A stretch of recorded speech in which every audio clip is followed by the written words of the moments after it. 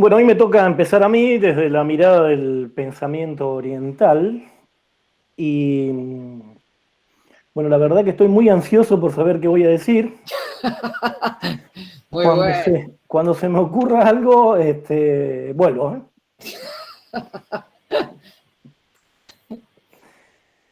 Bueno, eso es un pequeño homenaje a Juan Verdaguer, que hacía ese chiste. Cuando recibió un premio, al menos hizo ese chiste que me gustó mucho. Bien, acá uno de los compañeros del curso de Sentir Taoísta, que yo vengo dando desde hace muchos años, me pidió si podía empezar con la siguiente frase que paso a leer textualmente, que es: hola, vengo a estar enlotado y patear traseros occidentales y ya estoy enlotado. Y en homenaje a esto de que la visión que tienen los chinos del tiempo es circular, voy a empezar por el final. Voy a arrancar por las conclusiones y también para mostrar lo contradictorio que es el pensamiento taoísta, lo que se puede definir como pensamiento taoísta. Ahí le puse en los mensajes los textos taoístas básicos. Eh, yo que vengo a patear traseros occidentales, voy a empezar por un texto de un occidental, como ayuda para explicar el pensamiento taoísta. Es un poema de Fernando Pessoa que dice lo siguiente: vive, dices, en el presente, vive solo en el presente. Pero yo no quiero el presente, quiero la realidad. Quiero las cosas que existen, no el tiempo que las mide. ¿Qué es el presente? Es una cosa relativa al pasado y al futuro. Es una cosa que existe en virtud de que otras cosas existan. Quiero solo la realidad, las cosas sin presente. No quiero incluir el tiempo en mi esquema. No quiero pensar en las cosas como presentes. Quiero pensarlas en ellas como cosas. No quiero separarlas de sí mismas tratándolas como presentes. Ni como reales debería tratarlas. No debería tratarlas como nada. Debería verlas, solo verlas. Verlas hasta no poder pensar en ellas. Verlas sin tiempo ni espacio. Ver pudiendo dispensar todo menos lo que se ve. Es esta la ciencia de ver, que no es ninguna.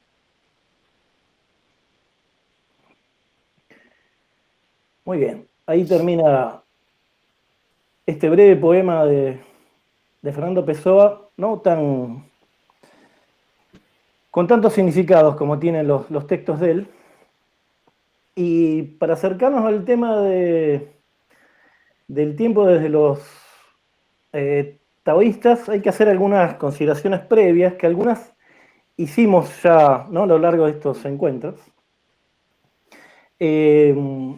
Una primero que podríamos enumerar para estar así muy confucianos, la menos uno, sería que lo oriental y lo occidental son nociones operativas, ¿no?, didácticas que usamos, y que no hay que tomarlos como categorías fijas de nada, ¿no? Está llena la historia de la humanidad de pensadores occidentales que han sido totalmente orientales.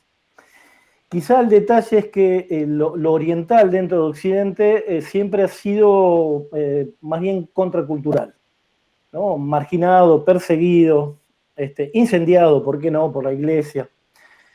Pero siempre ha existido un montón de pensadores, movimientos, culturas dentro de la cultura occidental que las podríamos ubicar en lo oriental. Yo me especialicé, por decirlo de alguna manera un poco soberbia, en el taoísmo dentro de lo oriental. ¿No? Y como dicen algunas publicaciones que no se hacen responsables de los trabajos que están firmados, yo no quiero ser responsable ni a Lao Tse ni a Chuang Tse de lo que voy a decir. Es más, si yo puedo no hacerme responsable de lo que voy a decir, también acepto esa irresponsabilidad. Pero bueno, el taoísmo dentro de China es, si China es el extremo oriente, el taoísmo es como el extremo del extremo oriente. Y lo que es interesante es que en estos textos taoístas fundamentales, el tiempo no aparece como una preocupación de nada. con lo cual yo debería callarme y no hablar del asunto. Pero del modo de vida que ellos plantean, ¿no? De la manera de ver el mundo, el universo, la naturaleza, de vincularse con la sociedad, con las relaciones interpersonales.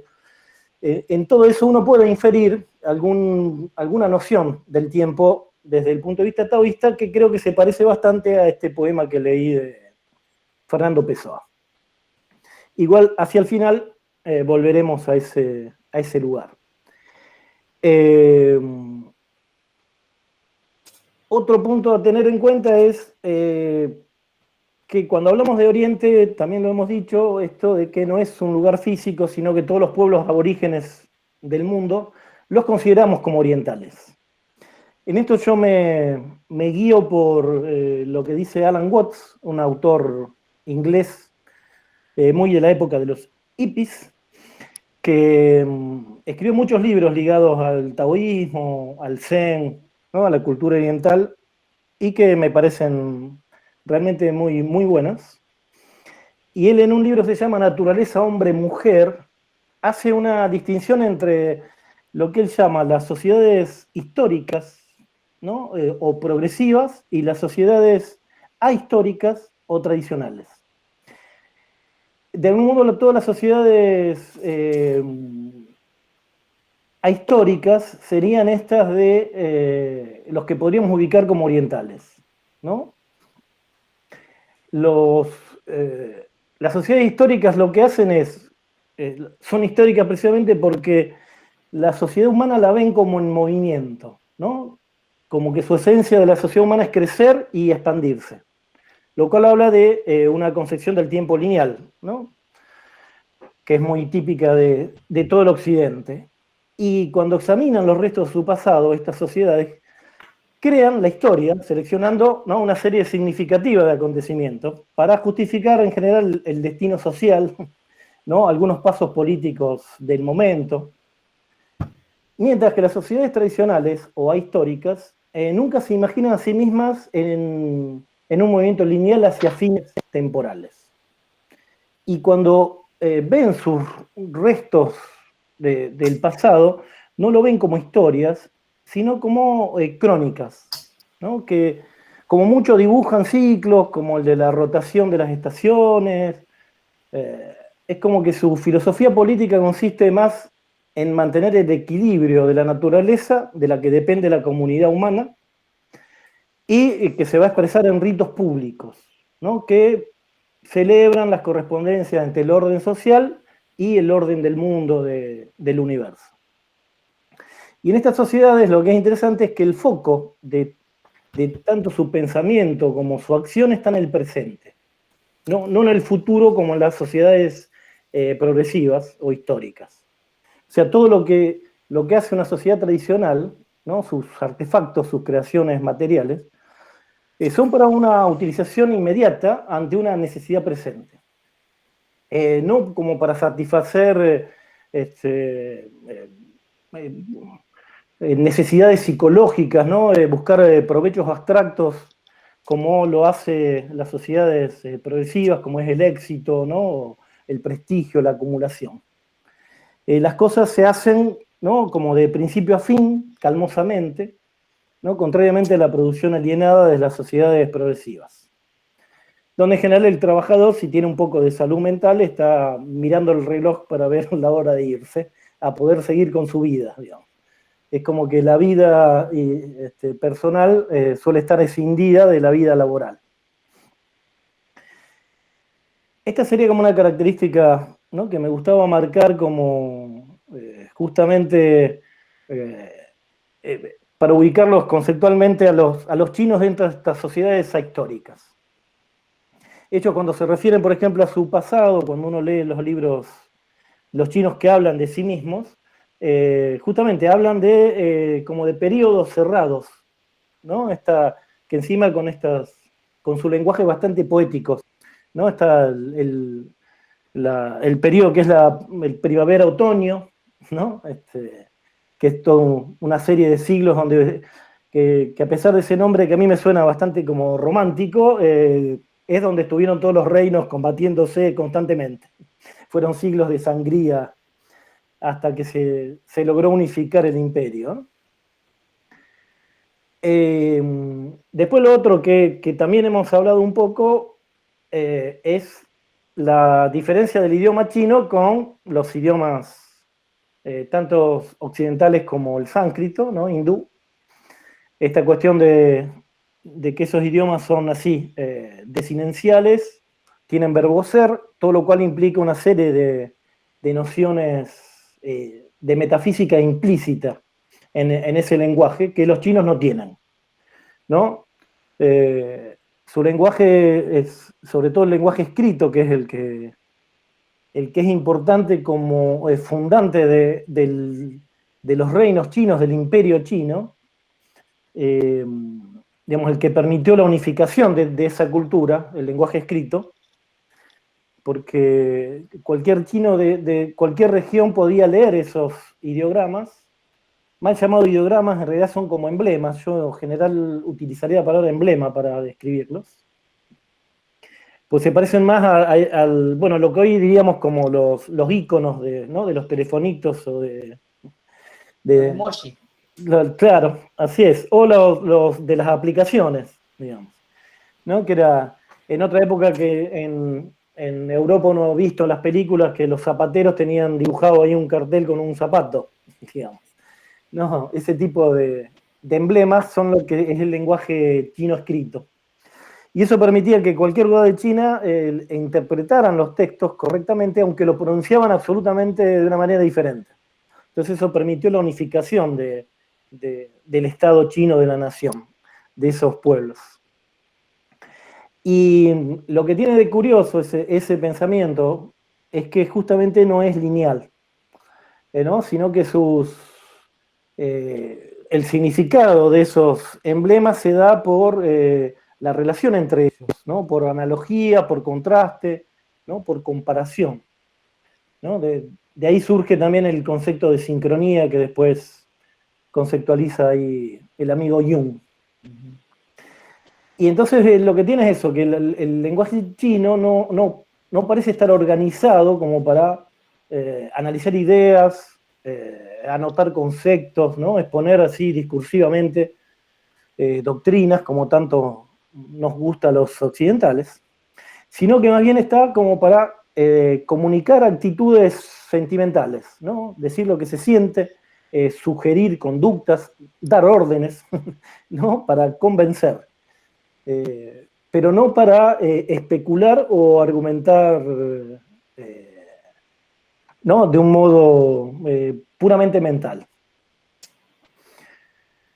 Y en esto es como el pensamiento chino, también lo hemos dicho, tiene como un par de estructuras, de modelos que utilizan para explicar todas las cosas que suceden, para poder describir la realidad, que siempre intentaron describir la realidad del ser humano en movimiento, ¿no? Nunca buscando cuestiones abstractas o puras, y para eso utilizan lo yin-yang, ¿no? Esos dos pescaditos, ¿no? Ese símbolo tan conocido, y a lo que me voy a referir más ahora es a los 5 movimientos, que en alguna charla anterior también los nombramos, que se los suele conocer como los 5 elementos, por un error conceptual de Occidente, en esta tendencia de querer buscar formas puras. Culpa Aristóteles, por supuesto, de esa línea de filosófica. En estos 5 movimientos, lo que hace la cultura china es tratar de explicar, en principio, el movimiento de la energía, los distintos modos en que la energía puede expresarse, ¿no? Y los 5 los describen con algunos elementos. Acá estuve googleando. En Wikipedia está muy bien el artículo de los 5 elementos. Enseguida aclaran que no son elementos. Eso ya me gustó. Y son, ¿no? En la descripción son el agua, el metal, la tierra, el fuego y la madera. Que lo que habíamos dicho aquella vez era esto de que ellos tenían como 5 puntos cardinales, ¿no? A los que correspondería cada uno de estos elementos. y el quinto que a nosotros nos falta, porque lo damos, por supuesto, en nuestra abstracción de lo concreto, es el centro, ¿no? Desde el cual uno define un norte, un sur, un este y un oeste. El centro para ellos es la Tierra, ¿no? Y, por ejemplo, cada uno de estos movimientos corresponden, así como emblemas, tanto a cuestiones espaciales como temporales, de acuerdo a nuestras categorías, y a un montón de otras cosas. O sea, cada elemento es, por ejemplo, la madera corresponde al nacimiento, al viento, a la primavera, al este, al planeta Júpiter, al día jueves, a lo que es verde, al rectángulo, al sabor ácido agrio, a la visión como sentido, corresponde al hígado y a la vesícula biliar, al dedo pulgar, ¿no? Son como equivalencias, digamos. Claro, son todas en esto que decíamos, ¿no? De cómo ellos combinan los sentidos de las cosas. Casi todas estas cosas serían como una especie de sinónimos. Son cosas que no las ven como sin ninguna hilación lógica, sino todo lo contrario. Digamos. Es como un aspecto de una misma cosa, todos estos. También hay emociones, ¿no? La cólera, la ira corresponde al hígado, y a lo que es madera. La creatividad sería como también otro aspecto ligado a la madera, ¿no? Y así, digamos, cada uno de estos movimientos tienen esas cuestiones. En términos más ligados al tiempo y al espacio, el fuego es lo que es el verano y el sur para los chinos. La tierra es el verano-otoño, es una, digamos, tienen las 4 temporadas estaciones que nosotros tenemos, pero le agregan una que es el intermedio entre el verano y el otoño, que esa correspondería a la Tierra. Corresponde al centro como punto cardinal, es el color amarillo, el metal es el color blanco, es el otoño, el oeste, el agua es el invierno, el norte, es el color negro o azul claro, ¿no? Y así,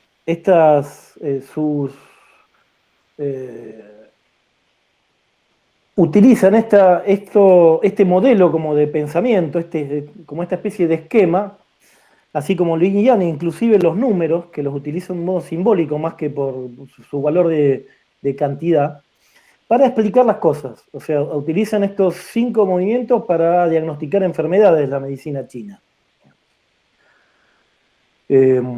Todo para lo cual a mí me resulta muy sorprendente como método, pero bueno, es del modo que ellos relacionan las cosas, es vinculando todos estos distintos emblemas. Entendiendo esta estructura que tiene su lenguaje, así, de este modo de asociar, ¿no?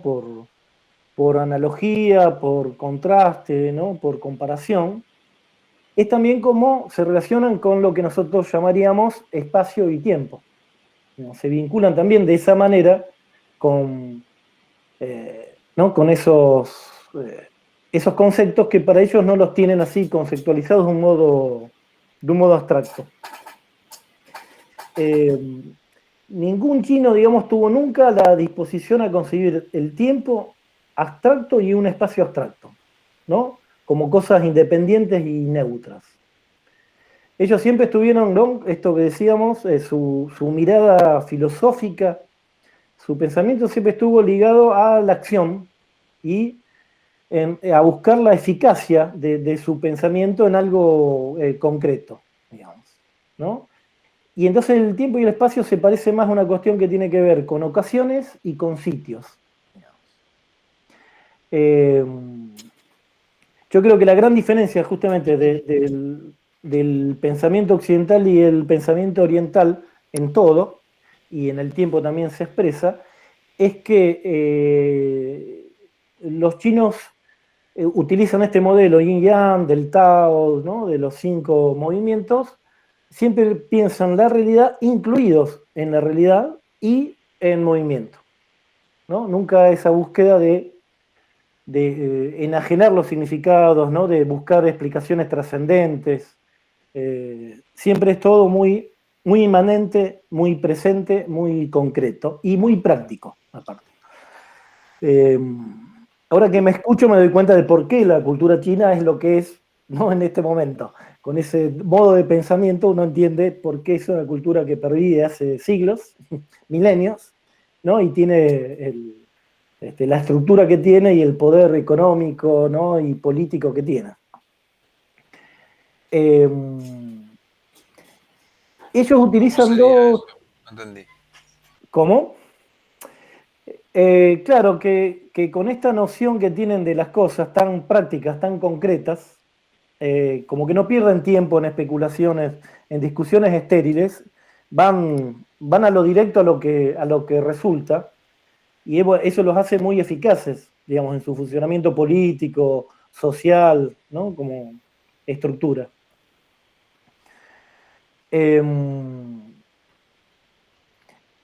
Ellos tienen, digamos, los términos que utilizan en unos xi para hablar de lo que sería el tiempo y con para lo que tenía que ver con el espacio. Xi en realidad se usa para todo lo que es las proporciones de la duración de las cosas y con para a todas las partes de la extensión. No evocan, ¿no? Ni el espacio en sí ni el tiempo en sí. Es como Xi invoca la circunstancia, la idea circunstancial, ¿no? Una idea de ocasión propicia o no para cierta acción. Y con la idea de orientación, de sitio, ¿no? de ubicación favorable o no para tal caso particular.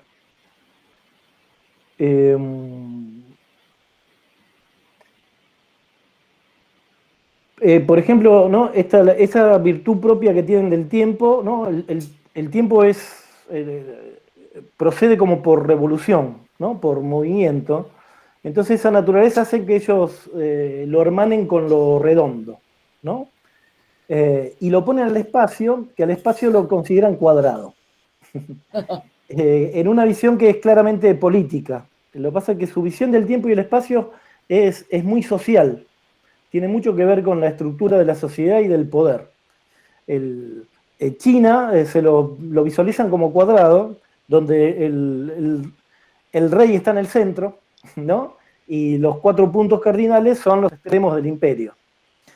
Entonces, y por ejemplo, ¿no? En cómo combinan estos emblemas de tiempo y espacio en una misma lógica, los oblongos, por ejemplo, sería la interacción particular de tiempo y espacio, y entonces una espalda encorvada sería el emblema de una extensión otoñal, ¿no? Esa es la lógica china, de cómo se combinan estos términos Xi y Kong, ¿no?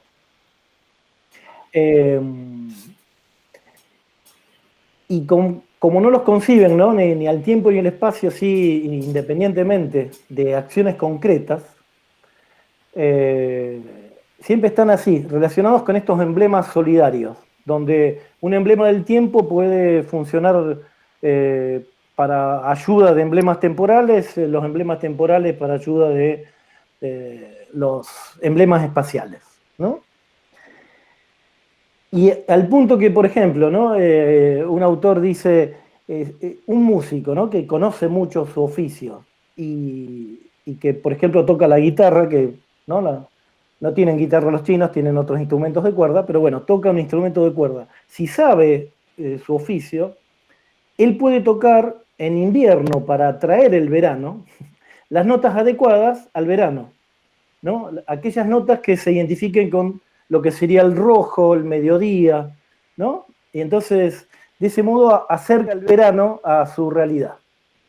Igual que un general, ¿no? Cuando viste un ejército, si va a combatir, no los viste de la ropa de moda o que les queda cómodo, sino que va a elegir los colores de acuerdo a el lugar del imperio en el que tenga que combatir, digamos, ¿no? Si va a estar en el sur, que corresponde al amarillo, los va a vestir de amarillo con emblemas rojos que representan lo varonil, ¿no? Y la fuerza.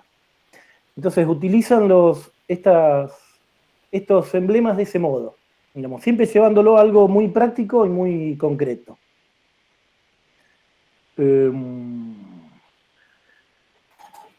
Y bueno, básicamente tengo hasta ahí. Ahora me prestaría a que, bueno, pregunten algo, a ver si podemos desentrañar un poco más este intríngulis de esta gente, digamos.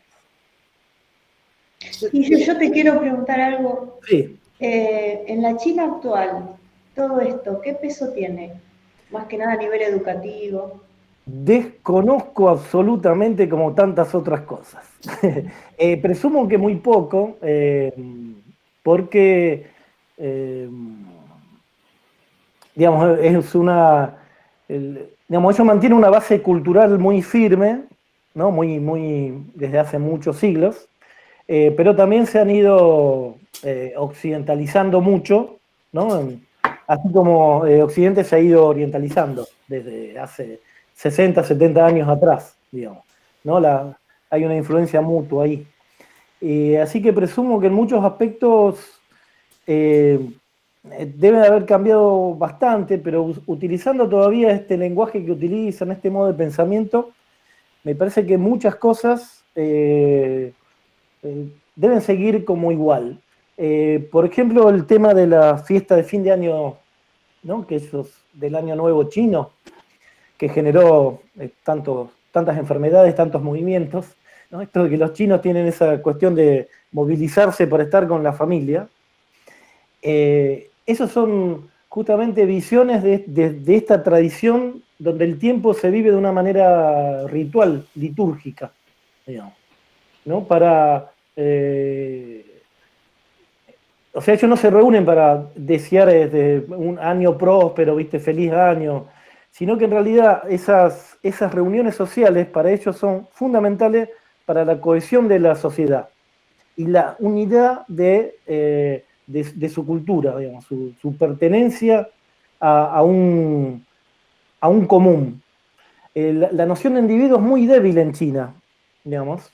Esto también tiene que ver con lo que decía antes de que uno puede entender a partir de esto por qué los chinos son como son actualmente. Su mismo lenguaje, hay un autor que dice, digamos, el lenguaje chino al no tener sujeto, siempre las expresiones chinas son impersonales, con lo cual el individuo pesa muy poco y lo que hay más bien es un peso de una cuestión social y comunitaria. Entonces, la vida china está muy en función de lo social, más que de lo individual. Y en eso esta noción del tiempo y del espacio como cosas cerradas y fijas es parte de esa visión. O sea, ellos viven como periodos determinados que en la historia china se ve cuando es hasta muy curioso. Cuando termina un reinado, por ejemplo, llega un rey, llega viejo, le pasa el cargo a su príncipe o su primer ministro, ¿no? Y cuando hacen ahí, dan por clausurado todo lo anterior. O sea, empieza un nuevo ciclo, al punto de que el primer acto de gobierno, esto es algo que me había preguntado Bernardo, de cómo era el calendario chino. Bueno, el primer acto de un gobierno nuevo chino es la creación de un calendario. Lo primero que hacen es hacer su propio calendario. Y determinar el fin de todo lo anterior, ¿no? Entonces, todos los rituales que tenía la dinastía anterior quedan abolidos. No los destruyen, es como si los encapsularan, digamos. Los tienen aparte en caso de que por estas cuestiones cíclicas de las cosas nos vaya a hacer que volvamos a lo anterior, entonces los resucitamos. Pero sí los dejan a un margen, digamos. Y en los periodos, bueno, anteriores a Cristo, por ejemplo, cuando un rey asumía y eliminaba a todos los miembros de la corte anterior, y lo que hacía era llevarlos a los extremos del imperio. Algunos los mandaba al oeste, a otros al este, lo más lejos posible, digamos. No los mataba ni nada, pero los dejaba ya como en el freezer, ¿no? Y empezaba toda una dinastía nueva. Esa es como su lógica de espacio-tiempo, digamos, cosas como muy cerradas en sí mismas. Espero no haber respondido tu pregunta en absoluto. Yo te quería preguntar en Sí. relación a los números. Sí, ¿Cómo numeran ellos o cómo cuentan? Y si tenían el cero, por ejemplo, o la idea del cero, sí, ¿cuál sí. era? Ajá. Sí, ellos cuentan I, R, San, Su, Bu.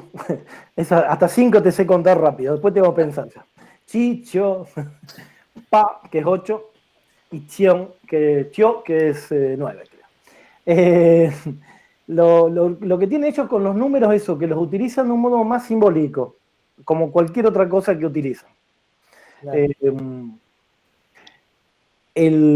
Por ejemplo, Y como tenían el expresión cero, digamos. física, creo que sí, sí, sí, sí. No tengo ese dato así como preciso. Ajá. Eh, eh, pero sí, no, la verdad que no sé. Eso habría que buscarlo ahí. Después te lo averiguo para la próxima. Bueno, Lo que sí utilizan como tiene esta visión cíclica del espacio y el tiempo, ¿no? De las cosas, los números los utilizan para la descripción de esos ciclos. ajá. Está el caso de un rey famoso, o sea, uno de esos íconos de la cultura china, que es un tal Chue, que el tipo entró como primer ministro a los 30 años. Cuando tenía 70 años, lo nombró el emperador, como que se jubiló, ¿no? Y lo nombró rey. Y el tipo después gobernó durante 30 años y se murió. O sea, cumplió un ciclo de 100. Entonces, para los chinos, ese muchacho es así como la perfección absoluta, digamos. Entró con 30, digamos, después de 40 años, a los 70 y a los 30 se fue. Y entonces es como el modelo a seguir, ¿no? Tienen como esa fascinación por una cosa ritualizada de los números, sin ningún sentido de cálculo. Claro. Simplemente, ¿no? Hay como... los números tienen un valor como por sí mismos simbólico. También los utilizan para diagnosticar enfermedades, eh, para buscar las fechas de cosecha, de siembra, ¿no? Para esas cuestiones, pero los usan de un modo simbólico. El famoso ese cuadrado mágico donde los números en columnas, ¿no? Suman lo Sí, mismo que en diagonal y en las sí, sí, sí. horizontales. Bueno, los chinos los usan hace miles de años para explicar cosas y diagnosticar enfermedades. No sé cómo ubican Yo estudié un año de medicina china, esa parte no te la entendí, pero me acuerdo que nos dieron ese esquemita para que lo estudiemos. Claro. De algún modo ponen al paciente ahí adentro. No sé de dónde sacan los números del paciente y lo ubican dentro de esos cuadrados mágicos, que tienen un montón, aparte de cuadrados mágicos muy, muy diversos. Y el tema de los elementos Sí, son como categorías, porque si esos elementos tienen como su equivalencia, es como una manera de clasificar, digamos. claro, es una manera de eh, clasificar, viste, no de un modo claro, no definido para. y estático como nosotros clasificamos, porque vos te das cuenta que lo que es la descripción de esos elementos Claro, eh, parece es arbitraria, qué sé yo. totalmente arbitraria y caótica, claro, Sí, efectivamente. Pero entre esas descripciones hay secuencias. Inclusive este, ellos tienen con los elementos, que esto lo utilizan mucho para justamente en estas descripciones de las cosas, tienen un ciclo de creación o de generación y un ciclo de dominación o de destrucción de los elementos. Entonces, el de generación, por ejemplo, la madera alimenta al fuego. El fuego con las cenizas produce tierra. La tierra es la que contiene los minerales. Los minerales alimentan al agua y el agua da vida a la madera. Y la destrucción es porque la madera se nutre de la tierra retiene el agua apaga el fuego funde el metal corta la madera. Entonces, ubicando características personales ligadas a eso, vos tenés una relación, digamos, vos sos de madera, si te vinculás con una mujer de metal, ¿no? Estamos diciendo un poco esquemático, corres riesgo de que te corte, digamos, te parta en dos. ¿No? Ese sería el modo de pensar esta especie de categorías. Claro. Y en ese sentido tienen, siempre han tenido, y creo que tienen esa visión ritualizada de todo. Los que eran muy chinos de esto que acabo de escribir, eran los confucianos y los neoconfucianos, que son la cultura oficial china. El taoísmo, que es lo que a mí me simpatiza de ellos, se burlaban de todas estas cosas. Estaban muy fuera de todos estos rituales y de toda esta estructura social. Justamente eran los críticos de todas estas convenciones, ¿no? El caso paradigmático, que no me acuerdo si lo dije, creo que sí, porque me encanta repetirlo, es esto de los confucianos, que con esto de que la Tierra es cuadrada, también el cielo, como imagen, es lo redondo. Entonces los confucianos usaban un gorro redondo y zapatos cuadrados, para estar en armonía con el cielo y la tierra, digamos. Hay que correr el bondi con zapato cuadrado, digamos. Es una cosa muy, muy incómoda, muy impráctica, digamos. De eso los taoístas se burlaban mucho, ¿no? Ellos preferían andar en patas, digamos, que podés circular mejor. Pero bueno, toda la cultura china tiene mucho ritualizado eso, los colores, ¿no? Los horarios, toda esa cuestión muy esquemática de este modo simbólico y de estructura de su propia sociedad. Los taoístas, en cambio de eso, se abrían al punto de que hay toda una corriente de taoístas que son los conocidos como los ermitaños, ¿no? Los que se iban a vivir a los bosques. Están los famosos 7 sabios del bosque de bambú, ¿no? que vivían ahí en un bosque, eran unos borrachines conocidos, poetas, ¿no? Siempre el aspecto artístico es lo que más que nada definía la mirada taoísta de las cosas, ¿no? Donde el taoísmo pudo pertenecer a la cultura china, sino también era una contracultura. Octavio Paz le llama al taoísmo como es un disolvente social, dice, ¿no? Dentro de la cultura china. Pero siempre nutrió eso, ¿no? Todo el aspecto más artístico, más contemplativo. Y los chinos, como tienen esta visión también muy sincrética de las cosas, también lo viven de una manera en que para nosotros occidentales que discriminamos mucho, nos resulta medio imposible, pero un chino es al mismo tiempo confuciano, budista y taoísta, digamos, sin ninguna contradicción, ¿no? Es confuciano en lo social, en sus vínculos familiares y con la comunidad, es budista en lo religioso y es taoísta en el aspecto espiritual y artístico, digamos. Y entonces es como que cumple con todas las diversas ramas de su cultura y los distintos aspectos de la personalidad.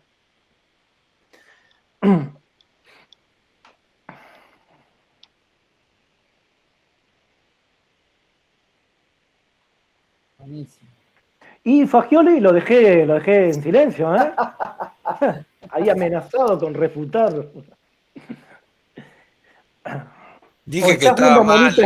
Monitos bailando y eso. Dije que estaba a la izquierda del taoísmo, por eso no intervengo. Claro, efectivamente.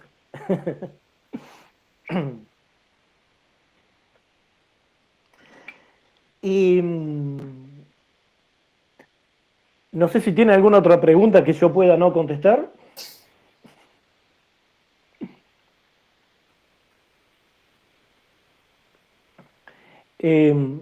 Lo que yo decía que se puede inferir de los taoístas, ¿no? Dentro de esta cultura, esta cuestión que está un poco en el poema de Pessoa, de vivir como fuera del tiempo, no vivir en el presente.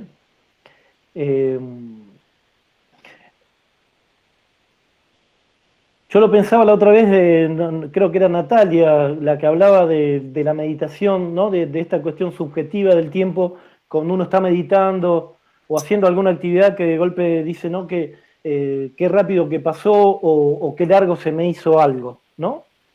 Eh, y yo pensaba que el modo práctico, así, un tips para vivir fuera del tiempo, es en la medida de lo posible, nosotros que vivimos en una sociedad que está todo muy, muy cronometrado, es en muchas actividades no medir el tiempo. O sea, si uno se pone a meditar, no mirar la hora en que se sienta a meditar, ni la hora en el momento en que sale de la meditación y entonces se fija, medité 15 minutos, me pareció más largo, digamos.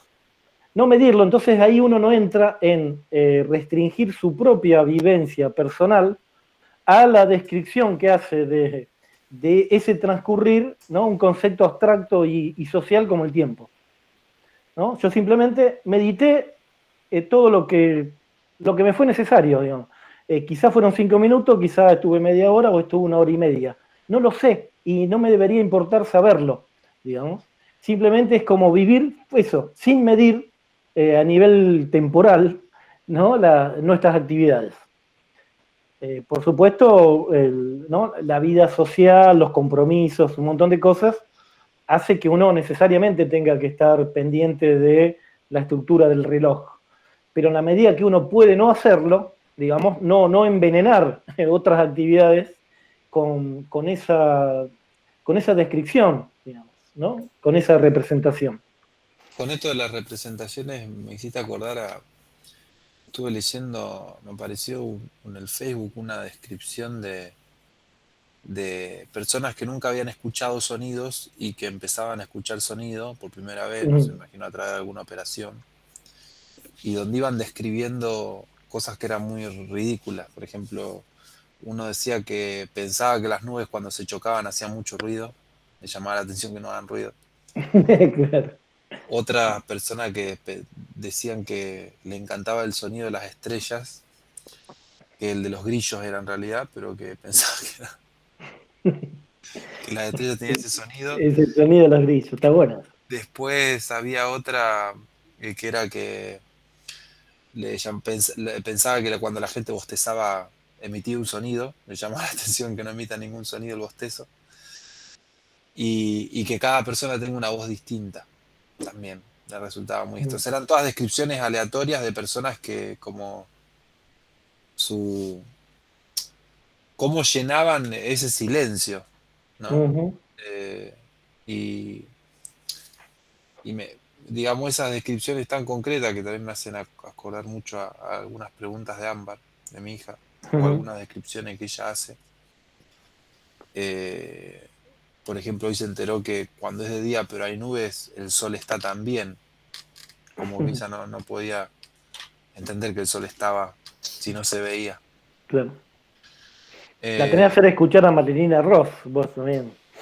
Pero pensaba que me parece que las descripciones que vos hacías, digamos, ¿no? Con la profundidad que eso tiene mucho que ver con ese tipo de dinámica, ¿no? Como muy concretas y muy de la vivencia.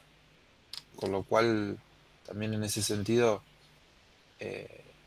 tienden a una sincronicidad constante, digamos, porque claro,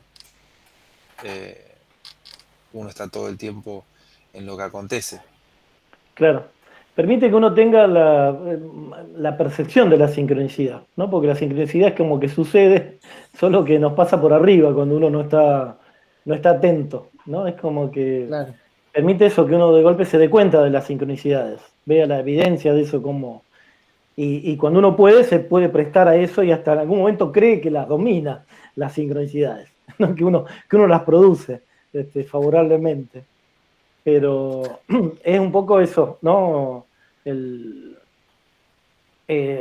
También es cuando uno sale de la lógica del tiempo, de medir el tiempo, también sale de la lógica de esta linealidad, ¿no? De la cosa de la causa-efecto de todo. Y no solo que incorpora la sincronicidad en el modo de vivir, sino también sale de esta cosa tan karmática, ¿no? Como mal concepto de que, ¿no?, toda acción produce una consecuencia, y que más bien lo más importante no es eso, sino lo que está sucediendo simultáneamente, con qué nos estamos relacionando en cada momento, en lugar de estar en el pasado o en el futuro. Maturano me gusta cómo habla él del tiempo cuando hace descripciones, como es un muchacho que tampoco tiende a la abstracción de conceptos. Él habla del tiempo en función de la percepción humana. Entonces, el pasado es el prejuicio y el futuro son las expectativas, digamos. Y eso a mí me sirvió muchísimo para ubicarme en muchas cosas, ¿no? El darme cuenta de eso, digamos. Cada vez que pienso en el futuro, claro, estoy poniendo expectativas en algo, y el pasado es siempre un prejuicio. ¿No? Es como esto que decíamos de la historia, la selección de hechos significativos del pasado para justificar algo, digamos, ¿no? O que me está yendo bien en este presente porque tuve una infancia feliz, o me está yendo mal porque mi infancia fue horrible, digamos. Y entonces uno elige algunos hechos significativos de su historia para justificar cosas del presente.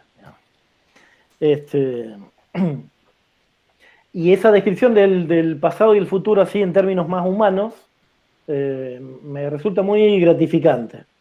Esto de verlo como prejuicio y como expectativa. Y el presente como presente en sí mismo, ¿no? Como ni siquiera esto de estar aquí ahora, ¿no? Que me suena subjetivamente como algo limitante, ¿no? Porque es como que me encasilla en categorías, como diría Fernando Pessoa, digamos, ¿no? No quiero describir mi vida ni por el tiempo ni por el espacio. En el poema, viste, él dice que quiere la realidad, después dice que ni siquiera, ¿no? Yo pensé que ahí Facundo después iba a hacer el aporte, su aporte peronista de todas las charlas, de que la única verdad es la realidad. Frase que no es de Perón, aunque se le haya adjudicado a él, sino que es de Como Frigerio, tantas otras cosas. como tantas otras cosas, sí. Una frase de Frigerio, que era un desarrollista ¿no?, de Frondizi y Frigerio, que escribió un artículo en la época de Perón hablando de eso, que la única verdad es la realidad, y Perón tomó esa frase. Que yo siempre sentí que una frase que no decía nada, digamos, ¿no? Y leí hace poco una frase de Borges que dice que la realidad es que la verdad no existe, y la verdad es que la realidad no existe, digamos. ¿No? Y es eso, son dos palabras que finalmente no dicen nada, ¿no? No se sabe bien de qué estamos hablando cuando hablamos de la realidad o de la verdad. Sí entiendo por qué es esta cosa de que, ¿no?, me llevo muy mal con las abstracciones gracias al taoísmo, digamos. Sí lo puedo percibir más como eso que me está pasando, ¿no? Lo que estoy viviendo, mis sensaciones, mis relaciones, mis vínculos, ¿no? A eso de último le podría llamar la realidad, ¿no?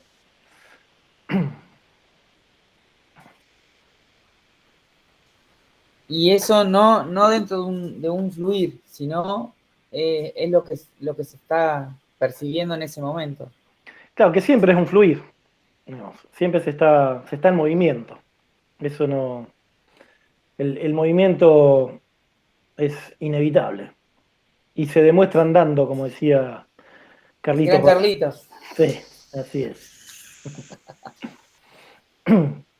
Que tenía otra frase que a mí siempre me resultó muy importante también, que era lástima que no se pueda compartir. No sé si se acuerdan de esa. Sí. Que también en algunas cosas decía. Y es verdad, ¿qué es esto? ¿No? Después lo sentí como una frase de un maestro espiritual, ¿no? El maestro espiritual cuando quiere comunicar sus cosas debe sentir eso. Lástima que no lo pueda compartir la iluminación, no hay modo, ¿no? Se hacen los esfuerzos, pero no Agustino, ¿vos hay querías decir método. algo? ¿Habías abierto el micrófono antes? ¿O vi mal? No, se me había movido el teléfono. Ah, Pero bueno.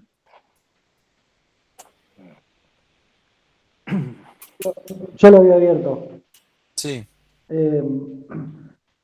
No, justo con lo que decía esto de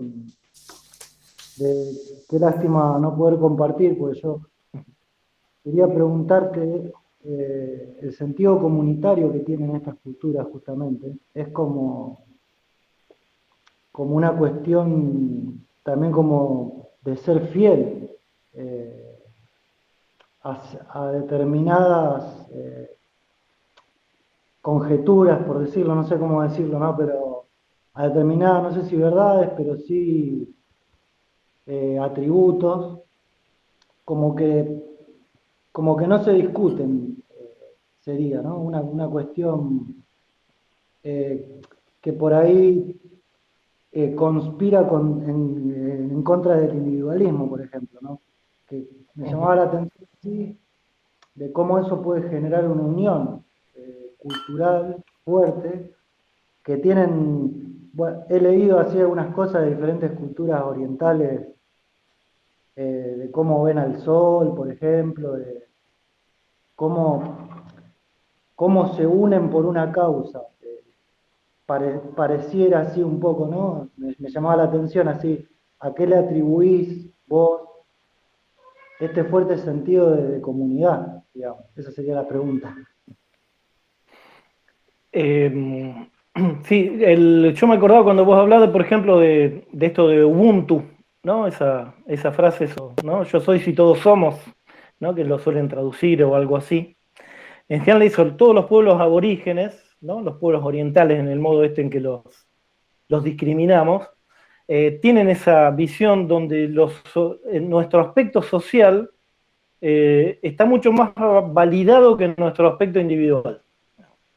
El individuo como concepto, así como creación histórica en Occidente no tiene tampoco, creo que es algo así como del siglo XVII, antes no existían los individuos, no estaba el individuo así como un concepto tan determinado, y mucho menos este individuo que para nosotros es como natural, que es el individuo del capitalismo y del neoliberalismo, que es el dueño y señor de todo, ¿no? Al que no habría que cobrarles impuestos, que tendría que ser absolutamente libre, ¿no? Como si su vida no fuera una vida comunitaria, digamos, donde está negando justamente uno de sus aspectos, que es uno de sus aspectos sociales más importantes. Yo creo que Justo cuando estás criticando el lo humano capitalismo y el neoliberalismo se tiene que ver cortan con lo todo. No social. quiero ponerme conspiranoico, Guillermo.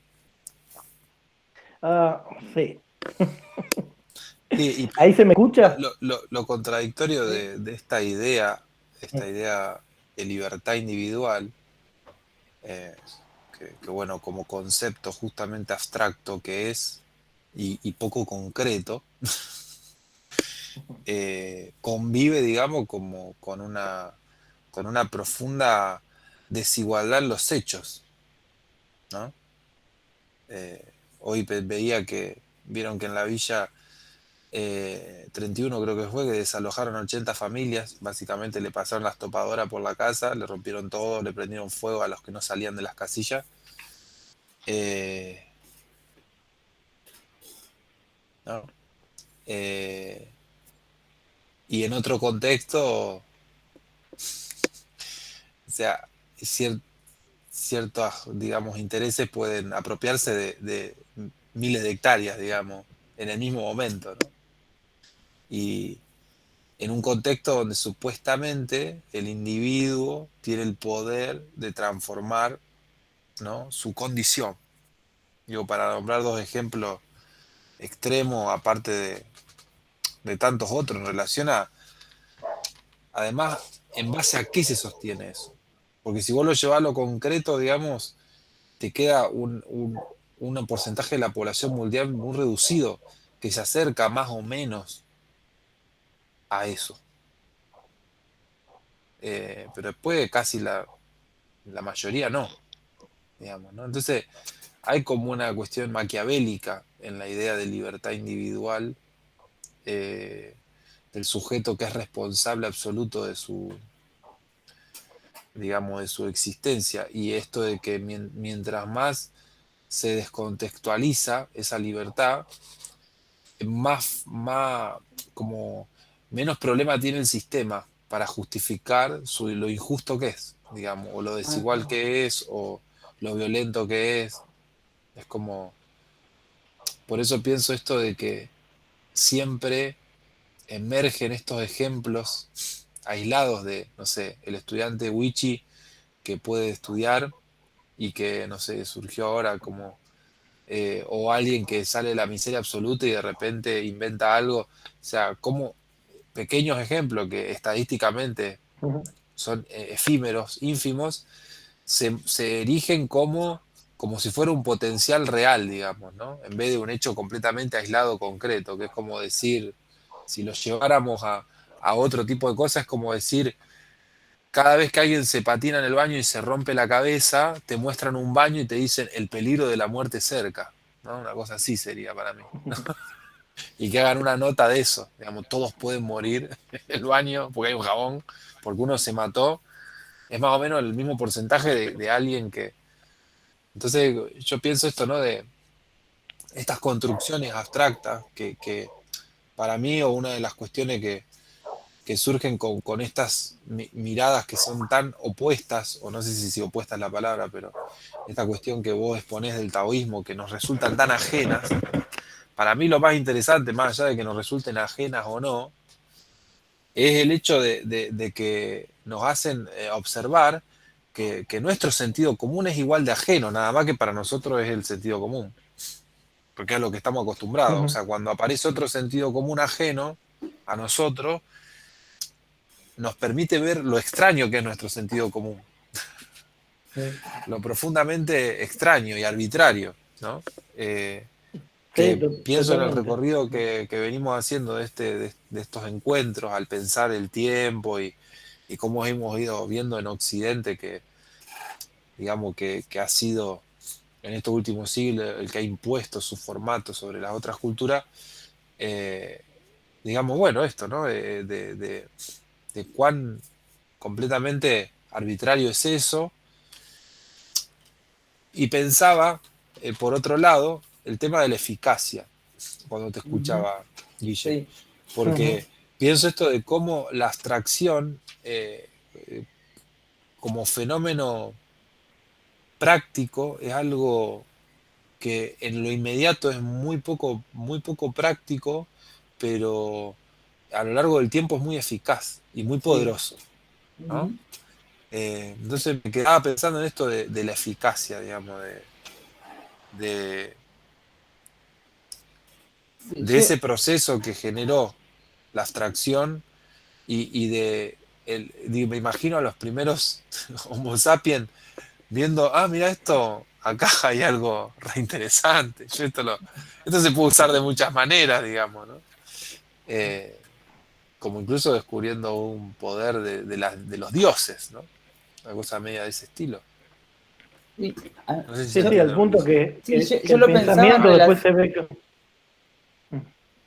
Ven, te dejo, No, que Bernardo. yo claro que lo pensaba en relación por ahí el recorrido que nosotros estábamos haciendo, ¿no? En relación con la ciencia y con lo físico, que no hay un exponente chino, digamos, que haya aportado algo, justamente, pues son las ideas por ahí que surgieron en física como conceptos, son muchas veces, más allá de que por ahí tratan de describir algo de algún fenómeno, muchas veces son construcciones abstractas y no hay un representante chino, digamos, en ese desarrollo. Me resulta curioso, digamos, y entiendo a partir de un poco de lo que decís. Amén de Mira, que siempre se sí. dice también en la ciencia que si se traducen todos los papers que tienen los chinos, del chino al inglés, ya nos vamos a dar cuenta que está todo publicado, digamos. Pero Es probable. Bueno, en la cultura china, eso, muchos autores coinciden en que es como si se hubiera de algún modo congelado, por decir de alguna manera, en la época esta del taoísmo, donde surgió el taoísmo y los que se llamó las 100 escuelas, es como que todo lo que los chinos después vinieron haciendo ya lo pensaron ahí, digamos, no. Nunca pensaron Claro. ninguna otra cosa nueva. Ya ahí establecieron todo lo posible que podían pensar y lo único que hicieron fue desarrollar eso, digamos, sostener esa estructura social y ese modo de pensamiento. No necesitaron ninguna otra cosa. Y en realidad también esto de Guille, absorber todo lo que cuando encontraron. hablas, fíjate, capaz que te convenga sacar la cámara porque se entrecorta mucho y a veces eso ayuda. No te quiero censurar la imagen, pero Está bien. yo te Yo lo aviso. escucho bien, Facu. Ah, entonces mi compu nomás. Yo Perdón. lo Capaz que escucho. sí. Listo, Juanquino. olvídate. No Con sé lo los que vos demás. decías, Facu, me acordaba de algo que decía, creo que León Blum, ¿no? Que fue un ministro socialista de Francia antes de la Segunda Guerra Mundial, que con esto de que no se argumentaba ya hace 100 años casi, esto de que no la sociedad, tal sociedad capitalista permitía esto, ¿no? Que un hijo de obrero llegue a ministro, entonces que hay, como la sociedad permite esa igualdad y esa cuestión, y él decía que había que medirlo al revés, digamos, no que un hijo de obrero llegue a ministro, sino que un hijo de un ministro, si no sirve para otra cosa, tenga que ser obrero. Y eso no se ha visto en ninguna sociedad, digamos, hasta ahora en el mundo. Esa sería la verdadera igualdad, digamos. Y ahí los libertarios, ese argumento seguramente no les gustaría, digamos, ¿no? Porque, ¿no? En general las miradas libertarias tienen mucho que ver con los privilegios, ¿no? Se mira desde el privilegio. Entonces, es como bastante sencillo ser un ser individuo todopoderoso. Claro, exacto, porque ahí sí tiene concretud esa idea de libertad absoluta. Cuando tenés el poder de hacer lo que quieras, digamos. Ahí levantó la mano Boceto Gris. Que de hecho es lo que pasa, ¿no?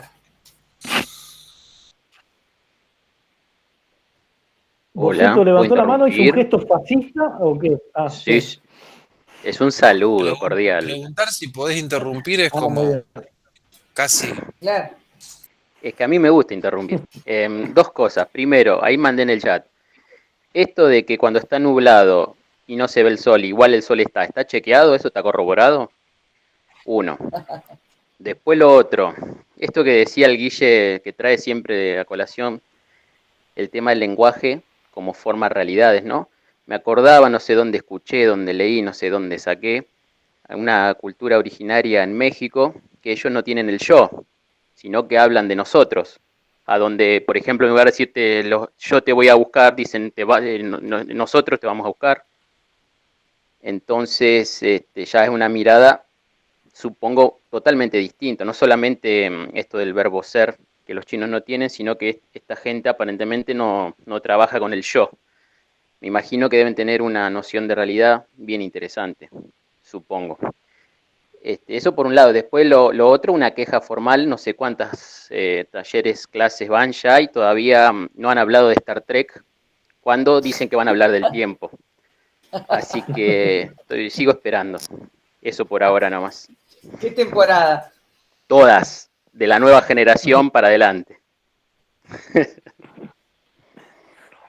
Bueno, te Hay que ver podés Fundación, incorporar, ahora la nueva dar la serie. charla a la próxima, algunas de próximas, te cedemos la ¿Fundaciones de palabra y Asimov, Bernardo, no?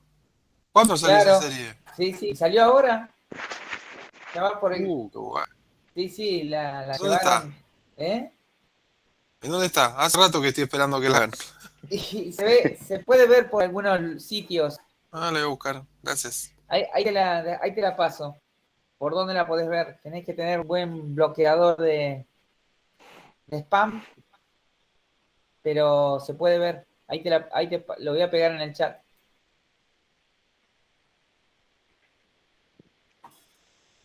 Tengo el adblock. Claro, un adblock, pero potente, para que puedas entrar. El uBlock tengo. a mí me quedó que Sí, no no, le... y eso Sí. siempre que lo escucho. Sí. Sí, dale, Boceto, diga. No, siempre que lo escucho a ustedes, no sé por qué, no debe tener nada que ver, pero me acuerdo de un capítulo puntual de Star Trek, cuando aparece una... Sí, aparece una sonda, rápidamente lo cuento, aparece una sonda, no saben bien qué es, le tira como una especie de rayo de luz en la cabeza al capitán Picard, Ajá. y en ese momento Picard despierta en otro planeta, con otra vida, y vive toda una vida hasta que termina, hasta que fallece, y cuando fallece se despierta de nuevo en la nave. Pero él vivencia toda una vida entera en otro planeta, con otra realidad, con otra cultura, y en realidad en su nave solo habían pasado 20 minutos, creo. Claro. Bueno, Hay una, nada, hay una nociones. serie, Ujú. hay una serie animada que capaz te interese, que es bastante sarcástica y de ciencia ficción, que se llama Rick and Morty, que Sí, hacen como un chiste con ese capítulo donde la gente está como en una sala de videojuegos, y un videojuego es que vos te conectás y vivís una vida, digamos, entera. Eh, y, y siempre es como usan un personaje que suele tener cáncer. Entonces el loco tiene cáncer, pierde el trabajo, vuelve al trabajo, bueno, una cosa así. Cuando termina, cuando termina el juego, digamos, eh, y el pibe se despierta de haber vivido toda una vida de un hombre que muere de cáncer, el abuelo que lo hace jugar el juego lo critica por las elecciones que había tomado en esa vida, porque le había dado pocos puntos, porque había sido muy conservador. Y el pibe queda como traumatizado de que había vivido una vida entera con otra persona, digamos, ¿no? Y en esa serie hace muchos chistes con todo ese tipo de cosas de las multidimensiones. Eh, no sabía que era de ese capítulo, porque es exactamente lo mismo. No, sí, bueno, lo que veíamos en el encuentro anterior, que la relatividad la teoría de relatividad de Einstein lo que establece justamente al mantener la constante universal de la luz, la velocidad de la luz como constante, es que lo que se vuelve relativo es el tiempo. Entonces, a las velocidades que puedan estar viajando, modifican la escala temporal del sistema que esa persona está percibiendo. Y bueno, eso hace que las escalas temporales en lugares distintos, si están viajando a velocidad distinta, las perras me critican, sean tiempos distintos y escalas distintas. Interestelar, ¿la vieron? ¿A esa peli? Niet.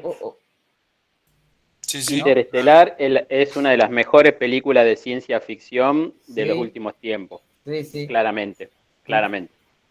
Cloud Atlas también tiene una idea parecida, Cloud, de otra manera. Cloud Atlas también tiene otra, es cierto, tiene otra. A ver, esperen un segundo que le voy a dar de comer a la perra que está pidiéndome. Es más, Cloud Atlas es un Tiene poco hambre. más pochoclera. Sí, no, Interestelar es otra cosa, sí.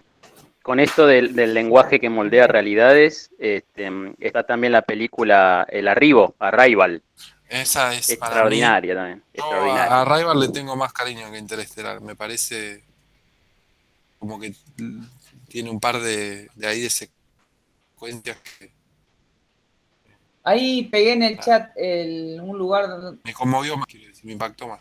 Sí, sí, también es una muy buena peli.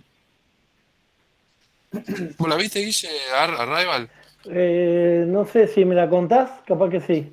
Creo que sí. Esta de que llegan unos pulpos que tiran una mancha de tinta y que tratan de entender el lenguaje.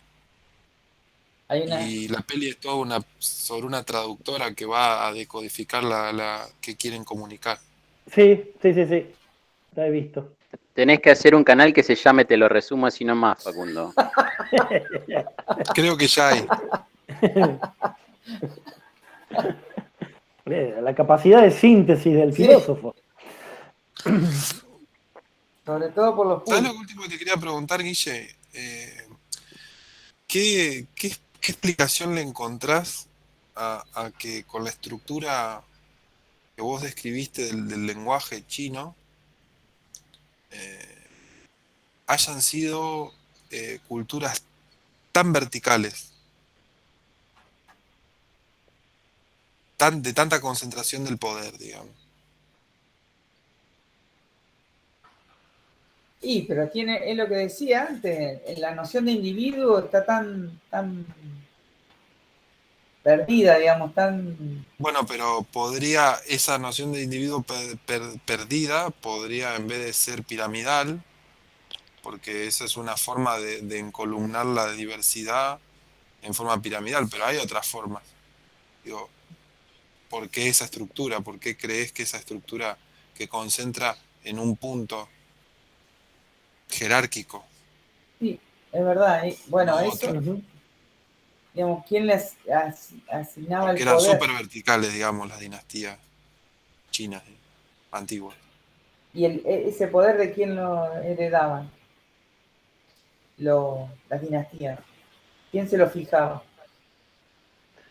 Es muy buena pregunta para la cual me encanta, porque son esas que no tengo respuesta. Imaginen, por eso la hice. Sí, sí, perfecto.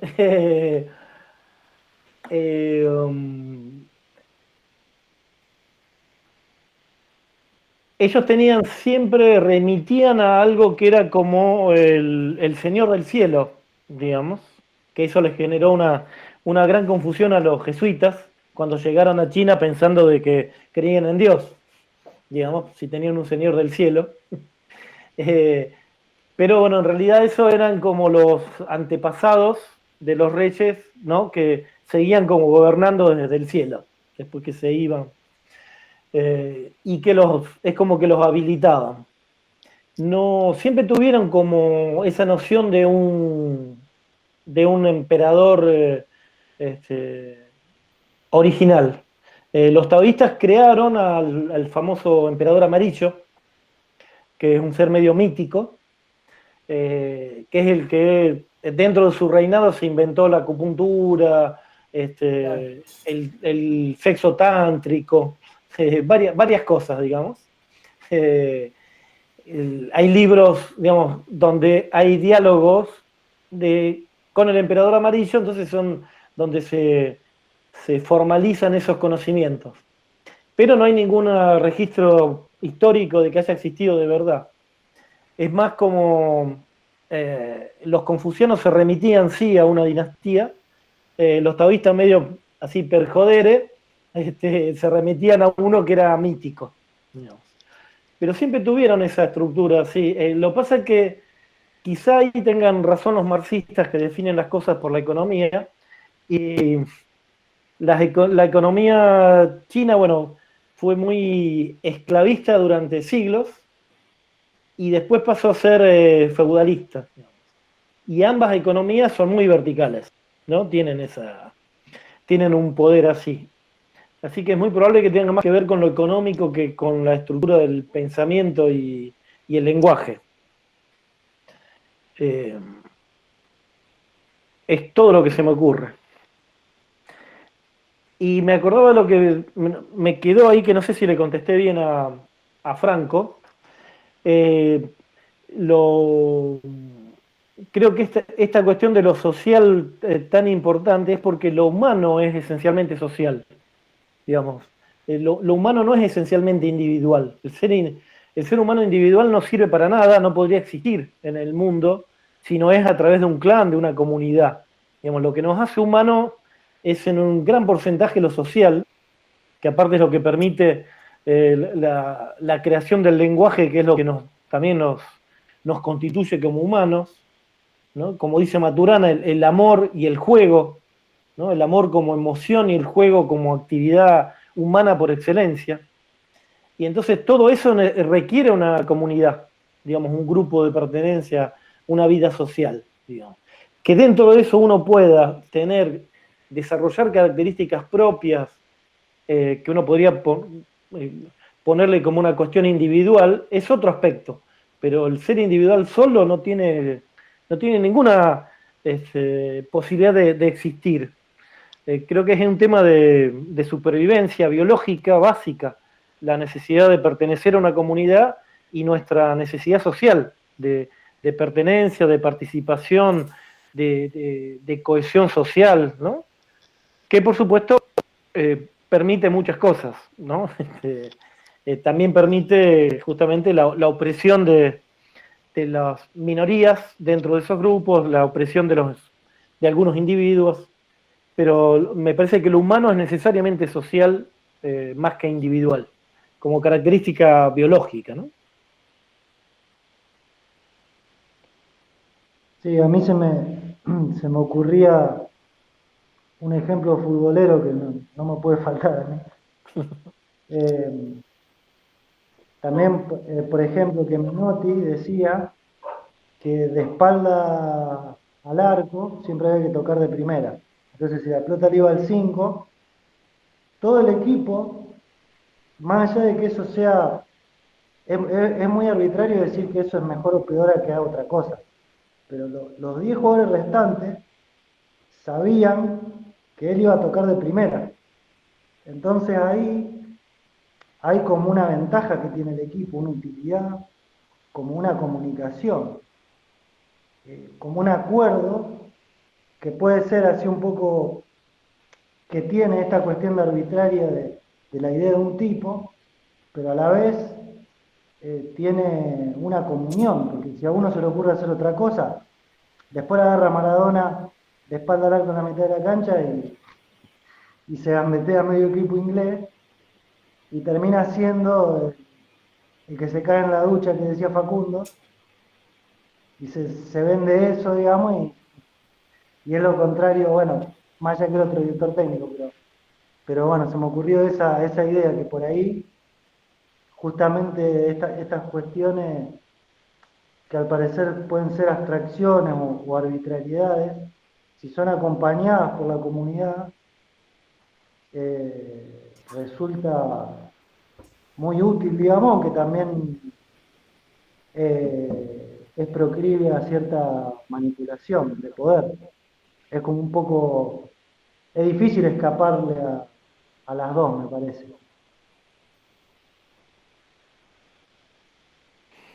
Sí, lo que tiene, pensaba así, conceptualizando como que el individuo para los chinos que está siempre enteramente subordinado a la vida colectiva. Esa es la lógica, ¿no? De esa... Inclusive los taoístas que dentro de los chinos Pero son... eso es además una descripción concreta de la humanidad desde siempre. Claro. Esto es lo loco. O sea, sí o sí Ujú. pasa eso. Que Sí, sí, nos sí. guste o no, digamos, ¿no? Claro, Nos pero guste o no pasa. claro, pero es lo que decía, viste, Boceto de ¿no? Este pueblo mexicano que no tiene la palabra yo, sino que siempre es nosotros, ¿no? O la cuestión del Ubuntu, eh, donde el individuo está mucho más subordinado todavía, digamos, ni siquiera está como reconocido como un ente separado de los otros.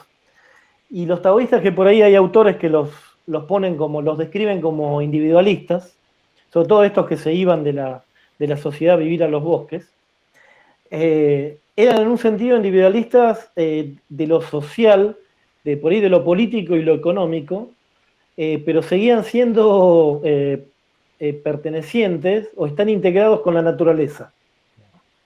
O sea, uno se podía ser revolucionario, anárquico y rebelarse contra la civilización del momento, pero nunca contra lo natural. Lo cual eso da una base que Occidente ni siquiera tiene, digamos, porque el individuo occidental reniega de todo, ¿no? Hasta de las leyes naturales y transforma el mundo a su deseo, digamos. Y eso es lo que es mucho más pernicioso, digamos. El, el individuo chino taoísta por ahí es eso. De la naturaleza está absolutamente subordinado, digamos. De la sociedad puede cuestionar, se puede rebelar, le puede hacer la revolución, oponerse, pero a la naturaleza no hay ninguna causa, razón o circunstancia.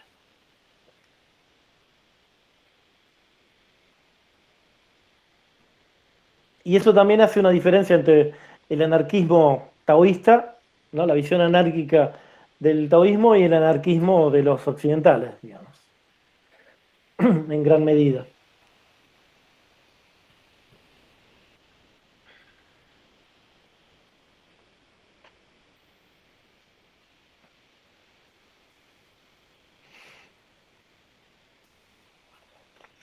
Muy bueno.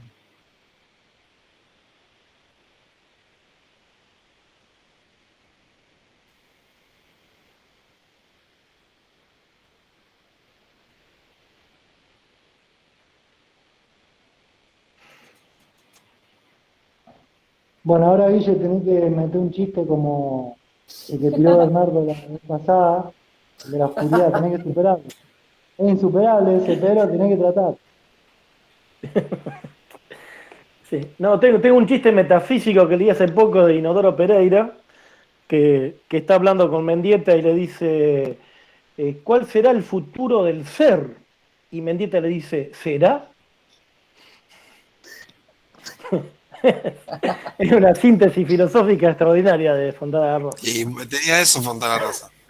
Sí, sí. Cómo sintetizaban esos cuadritos.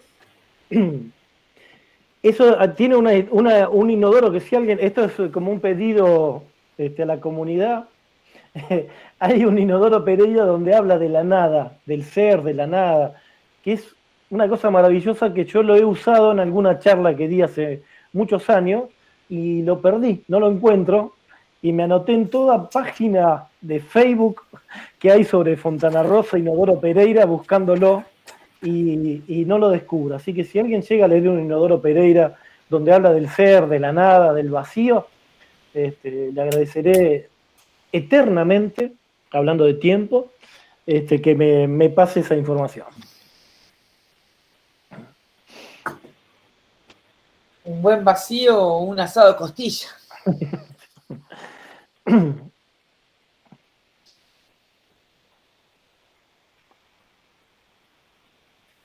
Y volviendo así a las cuestiones, esas categorías que ellos establecían con los elementos, no hay uno que tenga prioridad, digamos, eran todos en la misma categoría. Estos físicos con el tema de los elementos, ¿cómo son? ¿Vos te das cuenta, Guille? Qué cosa, bárbaro. No pueden parar, no pueden parar con los elementos. Si hay uno que sea como el primero de todos. Claro, no, porque en la no misma son, categoría. justamente, ahí está eso, no son elementos, por eso, son movimientos de la energía. De última, en esa visión Bueno, por física, eso, el único elemento sería la energía, que la sería el energía, chi. está bien. Claro. El Es una yin y el yang decisión sería. del chi. No, No, el yin y el yang es otro modo de describir la energía, digamos, Claro. en polaridad, con dos elementos. Claro. Con 5 cosas y lo describimos con el pero Buchin. el símbolo Sí. propio es un punto en lo blanco y al revés, un punto blanco en lo negro. En lo negro, claro. Como que en el centro de lo yang está lo yin y en el centro del yin está lo yang y al mismo tiempo, viste que es mucho más Sí. gordito y se va afinando porque uno se va a ir transformando en el otro, digamos. Claro. Curiosamente no hubo, por suerte, digamos, no hubo ningún autor occidental que haya intentado traducir los términos yin-yang, digamos, que en realidad lo que describen en esta cosa tan concreta de los chinos, lo yin es el lado oscuro de la montaña y lo yang es el lado iluminado de la montaña. Con lo cual no son esencias puras, porque el sol después se va a correr y lo que era yin va a pasar a ser yang y viceversa. Digamos. Para que quede claro de que no son abstracciones, sino que son circunstancias, ¿no? Son ocasiones. Claro. Y lo de los 5 movimientos es eso, digamos, el modo en que la energía puede estar, digamos, la energía sube, entonces el fuego sería la representación, la energía desciende, la energía se condensa, que sería el metal, se expande, que sería la madera, o queda quieta, que sería la tierra. Y la tierra también se usa como lo que permite la transformación. No solo lo quieto, sino lo que generaría el movimiento. Pero, digamos, se usan en ese sentido estas imágenes de materiales, digamos, pero no son elementos en sí mismos, sino que describirían el chi, que si uno tuviera que definir el chi es la energía transformándose en materia y la materia transformándose en energía. digamos. No es ni una cosa ni la otra, sino es ese momento. ¿No? Y yo creo que les decía que el ideograma, el dibujo que ellos usan para representar el chi es la combustión, ¿no? El estar cocinando unos granitos de arroz y el vapor que surge de eso, digamos. ¿No? Así escriben chi, digamos. Entonces el vapor que surge de esa la cocción. No es ni el arroz, ni el fuego, digamos, ¿no? Ni la cocción en sí, sino es como todo eso junto, ¿no? Toda esa dinámica.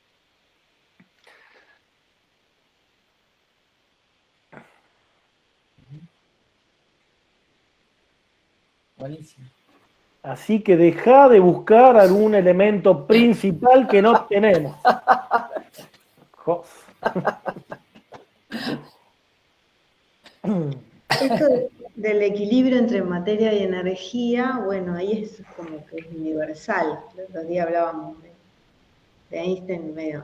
Sí, que encontró la equivalencia. Claro, solo que me parece que ellos usan más la energía en la medicina, por ejemplo, ¿no? Pensando en la acupuntura.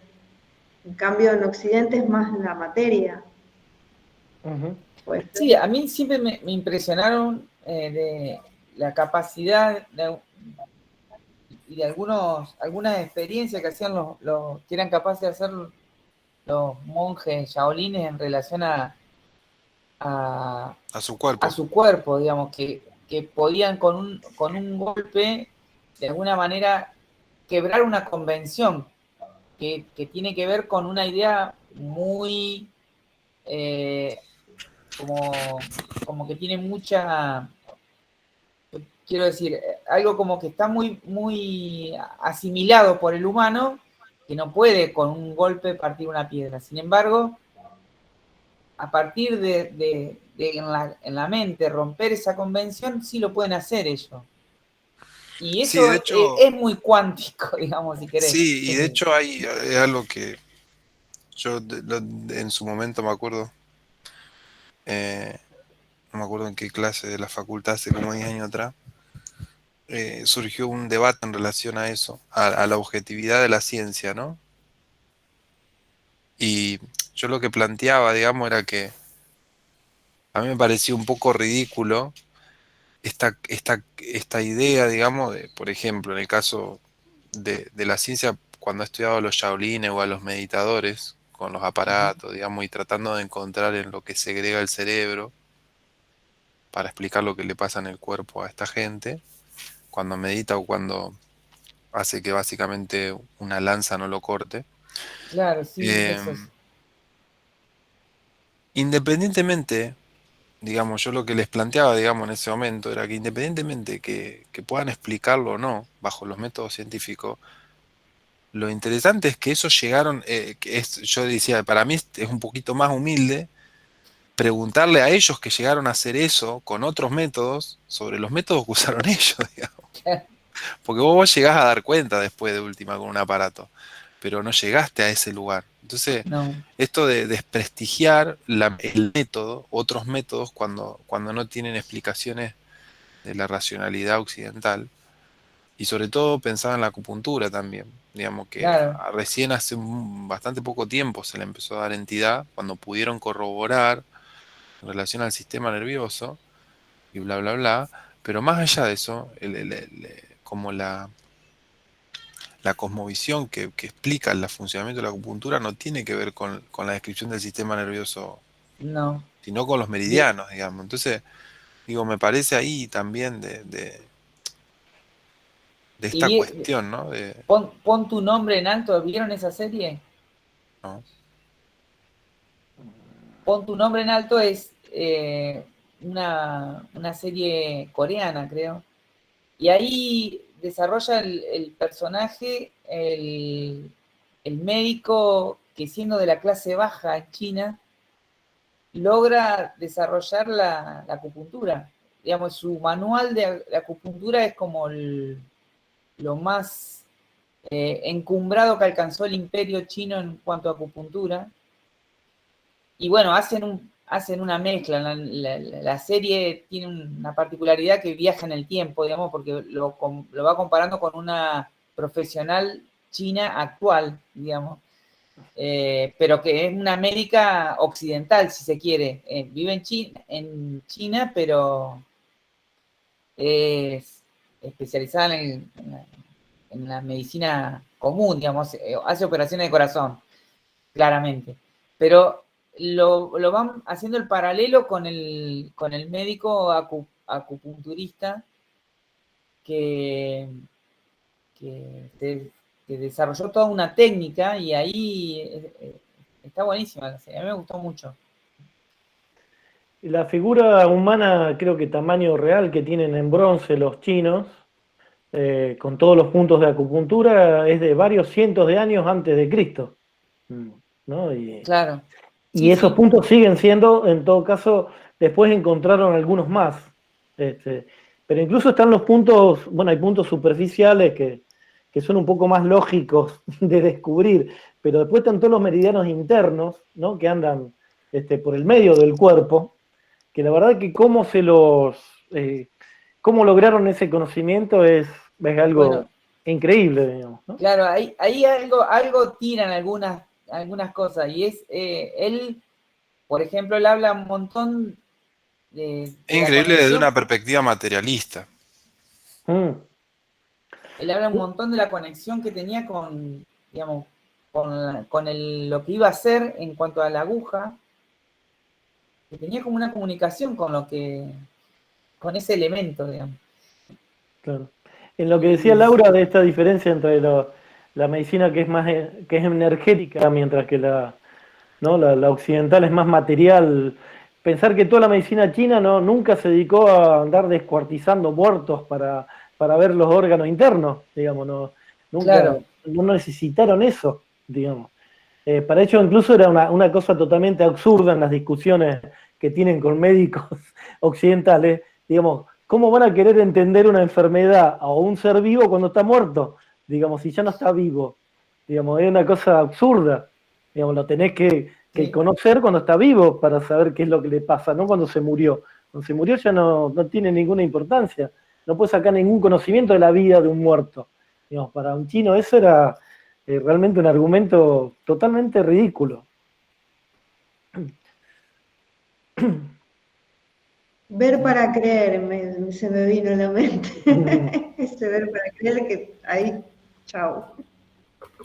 Fuimos ahí. Sí, en el caso de los egipcios que tenían prótesis de huesos y dentales, ¿no? O los cálculos que había también astronómicos de otras culturas, como que hay muchas cosas que yo me acuerdo cuando estuve en Bolivia, estuve en Tiwanaku, que es como una civilización muy antigua. Y bueno, aparte de tener un calendario muy, muy impresionante, digamos, de súper preciso y muy espectacular, digamos, con el sol y tal, la famosa Puerta del Sol que está movida por la iglesia, que no está donde estaba. Tienen unos bloques, primero tenían unos parlantes que vos hablabas, tenían unos conos en unas piedras que vos hablabas, y estaban como a 200 metros y vos te parabas atrás de esa roca que tenía una figura que absorbía el sonido y podías escuchar como si estuviera hablando al lado, que eso para mí fue muy impresionante. Era como una especie de receptor del sonido muy precisa, si te parabas en cierta dirección. Pero después tenían unos bloques cortados en forma cúbica, de un material que estaba en unas montañas que quedaban a 3.000 kilómetros de distancia, y que por lo que pesaban no sé cuántas toneladas pesaban cada uno de esos cubos, y cómo estaban cortados en forma muy perfecta. A mí me daba mucha impresión cuando el antropólogo, no sé lo que era, que nos explicaba cómo la habían trasladado ahí, que era a través de troncos y que tardaban generaciones enteras, digamos. en trasladar uno de esos cubos entre el viaje. Digo, yo internamente me reía, digo, posta que como es la única explicación racional que le encuentran desde la perspectiva materialista, digamos, creen que posta es así, digamos, tan segura, de forma tan segura, cuando no pueden explicar cómo la cortaban. O sea, como que eso, digamos, yo me impresionaba esto de no asumir la imposibilidad de explicarlo, entonces de tener que explicarlo de una manera que obviamente no es, digamos.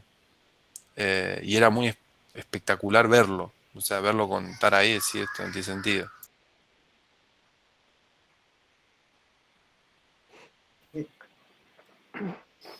Me hiciste acordar algo que es medio tangencial a eso, eh, de, algunos artesanos chinos, ¿no? Hay unas mesas laqueadas chinas con todas las piernas, las patas de la mesa todas retorcidas así, de no sé qué madera, que llevan algo así como 300 años hacerla, a esa mesa.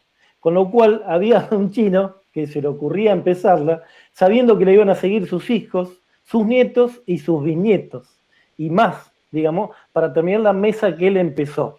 ¿No? Creo que eso también habla de esta noción de tiempo muy extraña y esta visión del individuo también que de una manera que incomprensible para nosotros, digamos. Nosotros no podemos empezar nada que no vamos a terminar pronto porque no tenemos ninguna certeza de que nadie lo continúe. Y en cambio, y efectivamente, digamos, son mesas que llevaron así, ¿no? Cientos de años para terminarlas, porque tenían que estar en agua y retorcerlas de a poquito, ¿no? Es una visión cultural, ¿no? Tan especial en ese sentido, que es realmente, ¿no? Maravilloso. Adiós, Facundo. Nos vemos en la próxima. Nos vemos. Bueno, ya estamos en horario de ir finalizando. De ir cerrando. Buenísimo. Aparte se fue el 9 del equipo, para usar metáfora futbolera, ya no vamos a meter un gol, así que mejor nos vamos con el empate. Y que el VAR no revise nuestros goles, que probablemente anule alguno, ¿viste? Así que mejor. Sí, totalmente. Hablando de pensamientos prácticos, ya es la hora de la comida. Ya es la hora de la comida, efectivamente. Y si no entiendo mal, la próxima, Bernardo, vos arrancás con cuestiones cuánticas, ¿verdad? Sí. Nos tocaría ir empezando, dar algunas cuestiones más que quedaron por ahí medias pendientes de lo de la relatividad y después pasar a la cuántica, sí. Algunas nociones y de lo que se dice del tiempo ahí. Uh-huh. Así que lo pueden considerar como una amenaza incluso. Claro. Sí, bueno, así que nos estamos viendo. Bueno, un abrazo. Abrazo a todos. Abrazo. Chau, chau.